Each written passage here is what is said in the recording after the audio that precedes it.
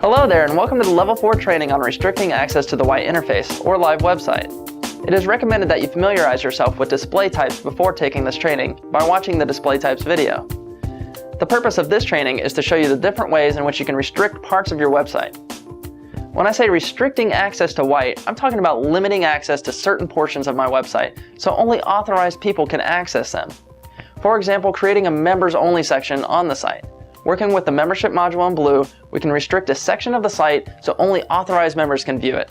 The training section of this site is an example of restricted content. Only users of the membership module with the appropriate access level can view it.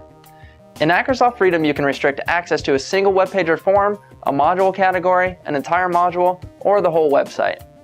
First, let's talk about restricting a single web page or form. Web pages and forms are the only two modules that let you restrict individual items. For either of these modules, when creating or editing an item, you just have to select an access level to restrict it. Let's take a look. Let's say we wanted to restrict one of these web pages. How about our mission?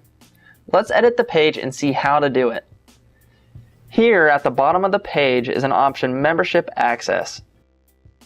By selecting an access level from this list, the page will be restricted so it's only available to people with that access level. Access levels are set up in the membership module, which will be covered in another training. Now when I go to the live website and try to view the page, I'll be presented with a login screen. The next way to restrict content is by a single category of a module. This is done by using display types. If you've watched the display types level 4 training video, you know how to create a display type allowing you to use a different interior page layout for some content. That's what we're going to do here, though it will be slightly different. Here we have a display type called restricted. As you can see, it contains the default layout, so they will look the same. However, if you look at the membership access, you'll see that it has been restricted to access level 1 members. So basically, the display type looks exactly the same as the default interior layout, but it has a membership restriction on it. Now, if we assign a module or a category to this display type, it will be restricted. First, I'll show you how to restrict a single category within a module. Here in the Events module, there are 4 categories. If you remember, the training section of the site was restricted. As you can see in this list, the Trainings category is set to the display type restricted. If I want to restrict another category as well, I could set the same restricted display type for it. Now, what if you wanted to restrict the entire module? You don't have to select each category individually. There's a place in green where you can set a display type for an entire module. The Display Types tab in green lets you set a display type for an entire module.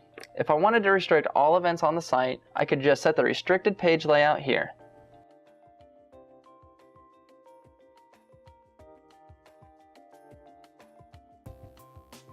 Now, all events on the live site will require a login and password to view them. Finally, there's also a way to restrict the entire website, so anybody who has access to the membership module can view the content of the website. This is done in the Configuration module. In the list of configuration options, there is a Restrict Access to Site option. If you set it to Yes, the whole site will be locked down. As you can see, the entire site now requires a username and password. This concludes this video on restricting access to Acrosoft Freedom websites, and to learn more about Acrosoft Freedom, check out the other videos in our video library or visit acrosoft.com.